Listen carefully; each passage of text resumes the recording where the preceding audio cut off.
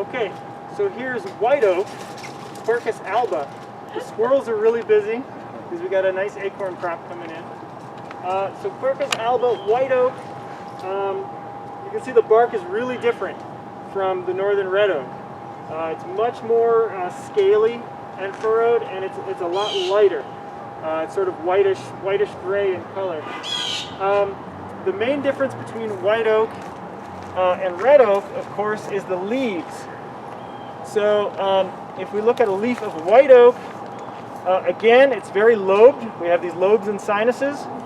It's a very dark green leaf, just like northern red oak, but the lobes are rounded and they don't have bristles on them. Again, they're simple and alternate on the twig. The twigs here are sort of a greenish brown, and the buds, unlike the red oak, the buds here are very rounded. They're not very pointy at all. There's a cluster of them on the terminal end of the twig, and both the terminal buds and the axial buds are rounded. Now if we look at the acorns, there's quite a bit on here. It's not a huge crop this year compared to some years. Squirrels will be upset. If we look at the acorns, so here, this is the cap is a little different. The nut is a little longer than in the red oak, and then the cap comes down farther over the top of the nut, and it's a little more chunky and globby.